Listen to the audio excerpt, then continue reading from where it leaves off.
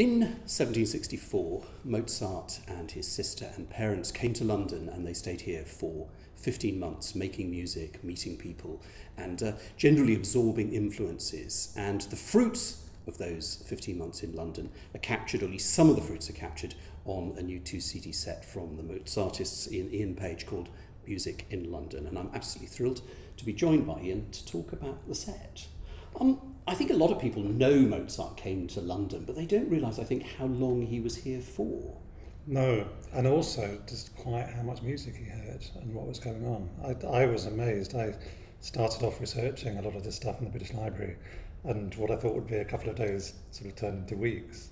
I mean, and what's fantastic is we know exactly what operas were being performed. We often know the cast members, and so by the time I'd been doing a lot of work, I started feeling that I knew all these singers because the same people would keep coming around doing different pieces. But just so much stuff, a lot of which survives. So I reckon I found in the British Library alone about 250 arias or ensembles just from the operas that we know were done when Mozart was in London. And a lot of us have walked past that building in Frith Street with the blue plaque. But actually the Mozarts weren't just in that one place, were they? Because they moved around quite a bit. Yeah, they were all over the place, and settled in Soho, which was the absolute core of the musical establishment. So the very walking distance to Covent Garden, very close to Johann Christian Bach and Carl Friedrich Abel, who were the two most notable composers that had come over from Germany. And yeah, it was all going on. Now, it was sort of the Mozart children, because it wasn't just Wolfgang who was the sort of star. His sister Nannerl, who some people even claim was a better keyboard player than he was it was a bit of a sort of family sort of fair, wasn't it? Because they were sort of taken around all the kind of aristocratic centres of Europe, and possibly weren't even initially proposing to come to England. No, that's right. I think the initial plan was to finish in Paris and then turn back south again. And so many people had said to Mozart's father, if you're going that far, you really ought to go to London. And I think Mozart's father had in mind a general education. It wasn't just the musical angles. There was so much going on in London. So it was a sort of reverse grand tour. Yeah, yes, exactly. And it was, it was the wealthiest city in the world, the largest. There were just so many people who were paid to come over. So they were recruiting people from all across Europe. But it was a bit different sort of culture for the arts and music in particular to what the Mozarts were used to in places in Germany and France, which was very much a sort of patronage system with aristocrats and royalty putting a lot of music, a lot of money into the music, whereas here it was a much more sort of commercial enterprise. Yeah, absolutely. And that may be why they stayed so long, because I think initially, within a few days, they were performing at Buckingham Palace, or Buckingham House as it was then, to the King and Queen. But I think they gradually realised that the influence of the royalty on the musical establishment was relatively slight, and there was so much going on. Now, Mozart was 8 when he arrived. Nannerl was 12. They were both prodigious musicians even at that age, and we have quite a bit of information about Mozart. Very specifically about Wolfgang and his aptitude and what he could do. There's this extraordinary document by a chap called Daines Barrington, who met Mozart and tested him really pretty assiduously, and for some reason took 4 years to submit it. But he, in 1769, I think it was, he submitted to the Royal Society this long report on Mozart as an example, an exceptional example of child prodigy, this wunderkind. And it starts off rather wonderfully. He says, if I told you that there was an 8-year-old who was more than 7 foot tall, you would consider it worthy of mention. And he continued to say that Mozart was the equivalent of that in terms of exception from the norm. And he kind of put him through tests to compose arias on different sort of emotions. Yeah, just gave him a text and said, write a rage aria, then write an aria of affection, and and Mozart just dashed it off. And it's really interesting. It makes you realise how much of the musical language of the time was dictated by certain, the subject matter. So a rage aria would have often a particular key. Different keys would have their different colours. Orchestration would come into it. And it's really, what I found really interesting with all the research on the Mozart in London stuff was how much material there is of the music that he would have heard, text that he would have heard set by other composers, that he then went on to set himself within the next 3 or 4 years. Because that was quite a common thing, wasn't it? Libretti being taken sort of lock, stock and barrel and set by a number of composers. Completely, yeah. But it's interesting that when he left London, the two sources that he used for half a dozen concert arias were Artaxerxes, which he almost definitely heard Thomas Arndt's English language version of, and Metastasio's Demofoonte, which actually doesn't feature on our CD, but there was a version by an Italian called Matteo Vento, which set all the same arias that Mozart was to set in Milan a few years later. And it's so interesting to see the similarities, just the colour, tempo, key, orchestration, everything. You really sense that there was a shared language and it wasn't just starting off with a completely blank canvas. I mean, one of the things about Mozart's life that's good for us sort of later on is that he was an inveterate letter writer. And so as his life progresses, he's always writing to his father. When they're all in London, obviously they don't need to write to each other. How much do we know sort of on the day-to-day business? Well, luckily his father used to write a lot to their landlord back in Salzburg, so we do have quite a lot. The big frustration is he never, in all of Leopold Mozart's letters, he seems to be very reticent about mentioning what music they go to hear. He'll talk about the beer, the wine, the coffee, all manner of things. But not about the music. So we don't have a definitive knowledge of exactly what Mozart heard.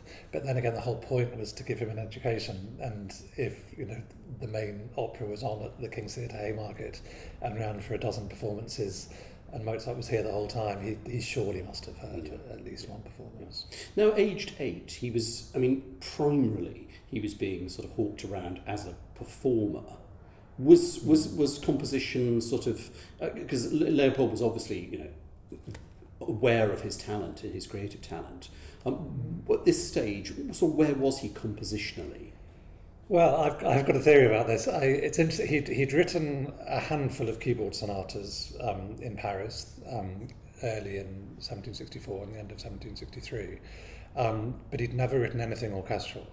And when they arrived in London, fairly soon, Leopold Mozart was ill, and they were advised to leave the smog of the country of the city rather, and go out to the countryside, which at the time was Hebrew Street, Belgravia, Chelsea, and there are Leopold Mozart letters describing the rolling countryside that he can see from his window. But because their father was ill, the two children were under strict orders not to make any noise, so they weren't allowed to play any musical instruments. And it just so happens that during that 3-week period, Mozart wrote his first symphony. So it seems to me that he was so surrounded by music and forced into a corner of not being able to make noise through music, he just sat down at a desk and wrote down his first symphony. Because he was, as a composer, as we know later on, he was one of these people who could just sit down and write. He didn't need a keyboard or anything like that. It's interesting, just at the moment we're rehearsing La Fin Semplice, which he wrote when he was 12, and the overture is a reworking of a symphony that he'd written a few months before, and there are dozens of tiny differences, the implication of which seems to me to be that he obviously considered it was quicker just to write it all out again without reference to the original, because copying would take longer than just transferring it from his head again. So he did. I think he just straight from head to paper. And I've got a facsimile at home of the First Symphony manuscript, and it's rather wonderful. He's obviously learned that musical terms should always be in Italian, so he writes all the headings in Italian. He says Sinfonia a Londra, Wolfgang Amadeo Mozart, But on the title page, there's lots of written text, much of which is scribbled out in a quite sort of Beethovenian sort of flourish, sort of lots and lots of black crossing out. As soon as it comes to the musical notation, not a blemish. There's no crossings out. It's just direct. And how involved was Leopold in Mozart's education as a composer? It's very hard to know. Some people say that as the Archbishop of Salzburg thought when they returned, that he couldn't have done this on his own, and that his father must have written some of the music or at least helped him. I've explored quite a lot of Leopold Mozart's music just with this in mind, and I haven't come across anything that sounds like 8 to 12-year-old Wolfgang. It's just a very different voice. So I don't buy into that theory at all. I think it was just extraordinary. Because we know he did sort of set him practical exercises, a bit like the first 4 keyboard concertos, where he took another composer's sonata and basically said, turn this into a concerto. Yeah. Which contain amazing music. Yes, absolutely. And it's rather wonderful in that context to be able to listen through to those concertos in particular and realise that when the keyboard plays, that's music by somebody else, and when the orchestra take over, that's that would be 11-year-old Mozart. So he did, and he tested himself as well, and I'm sure his father was always sort of pushing him to do things.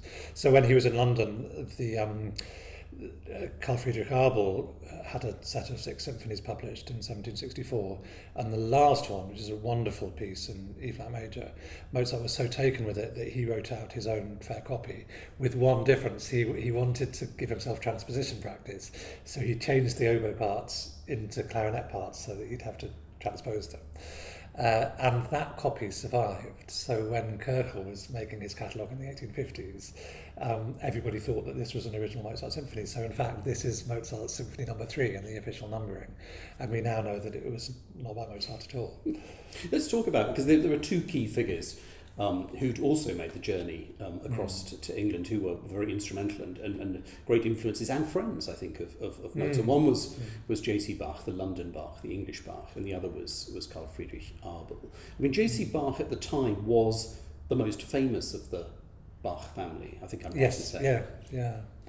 And prodigious. He came over from Italy, commissioned to write a couple of Italian operas for the King's Theatre Haymarket, and he never really left. He had a commission in Mannheim and he left a couple of times, but basically he lived in London for the rest of his life. And I find it quite touching that they developed this friendship, because J.C. Bach was some 30 years older than the 8-year-old Mozart, and you're just thinking, actually, that's kind of unusual, but J.C. Bach obviously realised that they were dealing with a genius. Yeah. And I think they just literally treated themselves as peers, like as Haydn did. I think Haydn and J.C. Bach were the only 2 composers that sort of got close to understanding Mozart, because they were good enough to feel unthreatened, and they just forged a lasting friendship. And where does J.C. sort of stand in the sort of Bach family canon, as it were? Because nowadays, obviously J.S. is the kind of the god of music, and C.P. Bach is perhaps sort of next in line. I mean, do you think J.C. is a good composer as well, or a fine composer? Absolutely, I think he's a really great composer. A bit like Haydn, potentially a victim of having written so much sort of equally good music. And none of his works have nicknames, so it's absolutely there's it's a treasure trove. The operas are wonderful. The Adriano and Syria that Mozart would have heard when he was in London is a really wonderful opera. And I think Johann Christian Bach was by some distance the main influence on Mozart's own musical style. And was he an important figure in London musical life when Mozart was here? Yeah, absolutely. I mean, it was a very... it's hard not to think of Blackadder and all those people sort of frequenting the London cafes. But, all these... David Garrick was running the theatre at Covent Garden at the time. And so many... Samuel Johnson, of course, was around. But I think J.C. Bach was absolutely part of the establishment. And I think for Mozart in particular, it was welcoming to have these 2 German composers that spoke his language. And of course the King and Queen were also German, so there was a sort of fairly strong German community. Although that sort of prompts the thought, certainly for me, is you wonder that an 8-year-old boy who then spends 15 months in a foreign city, I mean, his English, I would imagine, by the time he left, was probably very, very good. I mean, he was definitely sort of by nature, he absorbed what was going on around him. Yeah. I don't think there are any records of quite how good his English was, but I would have thought it would have been pretty good. Mm-hmm. And what about Abel? Because he was as well known as a performer as a composer. Well, he was a celebrated viola da gamba player and wrote a lot of gamba music, a lot of orchestral music, very little vocal music. A lovely aria that we performed last year with an extended gamba solo and for soprano and a sort of double concerto, which is 12 minutes of heaven, just unfolds at a very unhurried rate. So very little, no opera. Occasionally was involved in putting together pasticcio operas where they took numbers by various different composers. But he was primarily an orchestral and instrumental composer. And with Johann Christian Bach, started the famous Bach-Abel concerts. Again, when Mozart was in London, they had their first concert. And that became a prototype for the modern orchestral concert, I guess. So how did you put together this album, Mozart in London? What was the sort of... It was how did you balance it? It was two phases. Firstly, they're all recordings from live concerts. So we had a weekend devoted to exploring Mozart's time in London, where we did 4 orchestral concerts. We had a lecture recital on the London Notebooks, which is a series of keyboard works that Mozart wrote here. Several talks, the sonatas, the keyboard sonatas with violin that were dedicated to Queen Charlotte were performed in the foyer. So we had a lot of material for that. For the CD, I wanted to vary things and for continuous listening to have a variety rather than doing each chunk sequentially. So it was really just a balance of picking my favourite bits, the bits that went most well in the concerts. Certainly it was obviously important to have all 3 symphonies that Mozart wrote in London and the concert aria. A mixture of, I'd say Johann Christian Bach and Thomas Arne felt the other 2 particularly significant composers that were particularly worthy of featuring. Other works that we know Mozart heard and liked, like there's a Peschetti aria from an opera that was done at King's Theatre Haymarket that they actually, Mozart's father bought a copy of this one aria and it ended up in their music library in Salzburg. So we know that they, even if they didn't hear that live, they had a copy and so Mozart would have known it. The Abel Symphony that we've talked about, there were certain key pieces that had to feature. The Johann Christian Bach harpsichord concerto, just the charm of it and the variations on the national anthem seemed pertinent and fun. But also just digging out some of the treasures. And I think for me, there's an aria by Perez and also the Peschetti. Both just felt very Italianate and beautiful and completely unknown. And some very obscure English repertoire by composers I'd never heard of, George Rush, William Bates. A Samuel Arnold aria, little 1.5 minutes, which has clear parallels with the Susanna Cherubino duet from Marriage of Figaro, same key, same type of music, same dramatic situation. And of course we can't say definitely that Mozart thought back to when he was 8, when he was writing Figaro, but it's such a pivotal age in someone's life. I'm sure that it all went into the mixing pot. So, all these pieces that have a direct relation on what Mozart went on to achieve. And also just on its own terms, actually, a musical portrait of London in an incredibly narrow 15-month period felt very rewarding. The concerts themselves, I divided into 4. So the first was an overview of London at the time of Mozart's arrival. The second was a specific exploration of English opera, so the opera's being performed at Covent Garden and at the Theatre Hall Drury Lane, which always, they did straight plays, but they also did opera all the way through. And I think there was a much narrow a divide. Plays would by nature have a lot of music in them, and operas would have spoken dialogue. So I don't think they divided them in the way that we might do now. The third concert was specifically devoted to the operas being performed at the King's Theatre Haymarket in Italian, and all 6 operas of that season had the same 3 Italian singers in the main 3 roles. So it was rather wonderful to be able to have 3 singers charting the course through the year and it must performing have to music. work incredibly hard. Yeah. I mean, just to learn the roles. Yeah, absolutely. It's extraordinary, actually. And I think our notion now of there's a few clues that we have about how, quite often you read about the singers arriving for a brand new opera 2 weeks before the premiere, and you think, how on earth could they learn? Because they couldn't have had the music in advance, because no, it couldn't have been not. Sent or faxed or emailed. Yeah. But there's a wonderful, we did Don Giovanni recently, and I realised that Mozart had specified that the opera would open in Prague 3 weeks after his arrival with all the singers.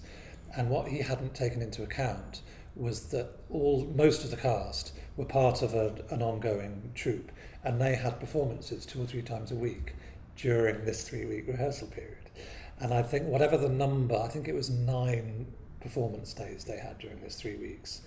But whatever number it was, the premiere was postponed by the same number of days. So he clearly had in mind a very specific, this opera needs 21 days to be ready for the first night, which is rather wonderful to see him acclimatised to that. Do you think that, as a performer, would that be a really realistic amount of time to prepare a Don Giovanni, as it were, from scratch? It tells us a lot about the production style. They wouldn't have done very much detailed work. But then again, I remember talking to someone a couple of years ago who tried out a pet theory of hers on me.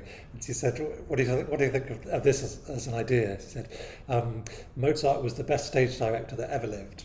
Discuss. And actually, there's so much in the music. There's so much narrative storytelling. He sort of tells you how to stage it. Certainly by the time he's writing. And certainly working with someone like Da Ponte, where he has a dramatic genius at his elbow as well. Yeah. And you can absolutely tell, the more you delve, the more you realise that there were technical details like where the double consonants come in a phrase in the Italian that they really considered and worked out so that to maximise the effect. So many layers of detail that they just perfected. I guess to sort of lessen the extraordinariness of putting on a piece like Don Giovanni in 3 weeks, they weren't jumping from one period of music to another. Yeah. They weren't even. And presumably there was a kind of a musical language that obviously differed between composers, but not radically. You're not sort of comparing a Mozart with a Berg or a. Exactly. Yeah, and it's interesting now. A lot of our players will say to me that whenever we start a project, within 15 minutes. They're all attuned, even if we haven't been together for 3 months, because we've done enough of this repertoire that it sort of clicks. And did you feel in this project that Mozart's musical language actually fitted in to a sort of general language? Yes, we did. Perhaps. Yeah, it was with the 4 concerts, it was a very difficult thing to schedule rehearsals because it was just a massive bulk of music.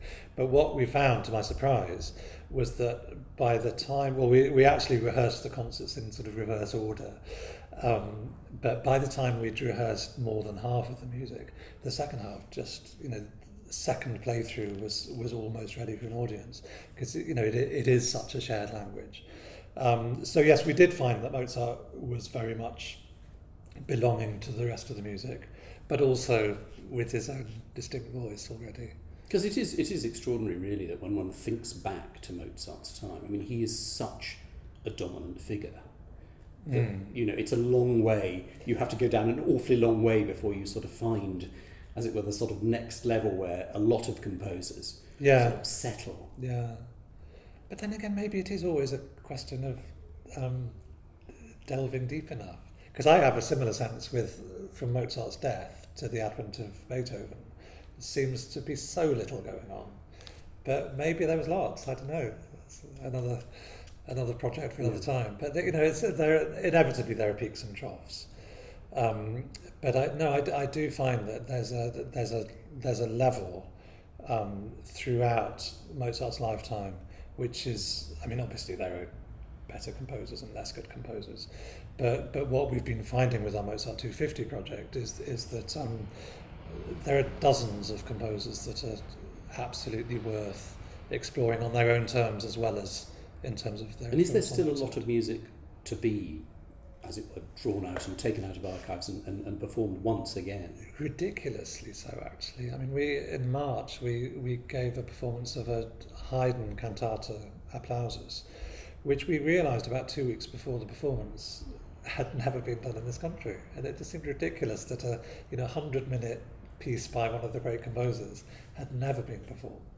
And at the moment we're sort of on a roll of managing to find at least one 18th century piece a year that has never been performed in this country.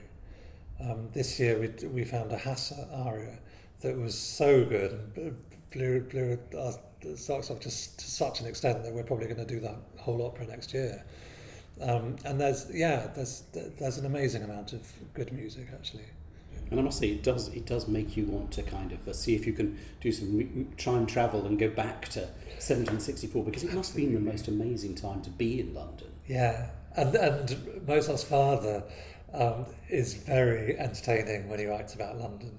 He talked. The children went to the zoo that was at the Tower of London, and Mozart's sister describes this coffee-coloured striped donkey that she'd never seen before, which is a zebra, but they didn't know there's such a thing as a zebra. Mozart was terrified by the lions, not because of their claws, but because of the noise that they made. And there'd been this thing called the 1761 Westminster Paving Act, which, as well as making sure that the centre of town had pavements, also insisted that the centre of town had streetlights throughout the night. So Mozart's father writes home about the city that never sleeps and just can't get over the fact that it never goes dark in London. And it just gives so much colour to which adds, I think, to our enjoyment of the music. And over the last year, you've sort of introduced a sort of subgroup into classical opera, the Mozartists. So what was the sort of rationale behind that? Largely actually prompted by projects like Mozart in London, where we started off exclusively as an opera company. We've always done concerts. We do a lot at Wigmore Hall, so we quite often will do programmes where we combine symphonies with arias and ensembles. We nearly always feature at least one singer in each programme that we do. But we became conscious increasingly so that we were no longer exclusively an opera company. And in fact, when we did the 4 pasticcio keyboard concertos with Chris Poseidonholt last year, was that? Yeah. It suddenly seemed ridiculous to be in a classical opera perform piano concertos. So a part of it is perception, and part of it is just to articulate the breadth of our work. So we created the Mozartists at the beginning of this season, really as a new brand for our concert work, and to enable us to widen our remit, so not exclusively opera.